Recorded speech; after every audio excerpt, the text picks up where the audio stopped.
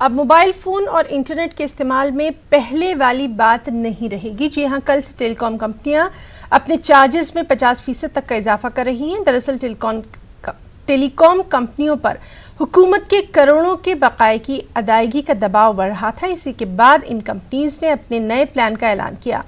Airtel, Vodafone और idea की 3 दिसंबर की रात 12 बजे से नई कीमतें लागू हो जाएंगी, जबकि जियो ने 6 दिसंबर से इजाफे का ऐलान किया है। पिछले 5 बरसों में ये पहली बार है जब प्रीपेड प्लान की कीमतों में ये इजाफा किया गया है।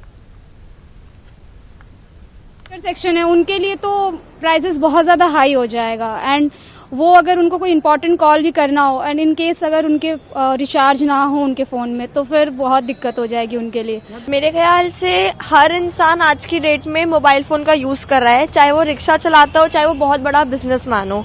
और अपने से जो दूर रहते हैं लोग, स्पेशली जो आर्मी में लोग हैं, जो सोल्जर्स हैं, वो एक मोबाइल फ़ोन ही होता है जिसके ज़रिए से वो अपने घर वालों से कम्युनिकेट करते हैं, उनसे अपना कांटेक्ट बना के रखते हैं। तो अगर इसके प्राइसेस बढ़ेंगे तो बहुत मुश्किल हो जाएगा उनसे अपने दूर बैठे दोस्तों और अपनी फैमिली से बात करना। तो प्राइसेस नहीं बढ़ने चाहिए। यूजर देखो, जैसे मैं भी एक स्टूडेंट हूँ, एक स्टूडेंट से लेके चाहे कोई भी हो, सबको मोबाइल फ़ोन की ज़रूरत पड़ती है। और ऐसे में ये ऐसे अपने रेट्स बढ़ा देंगे तो कैसे चलेगा।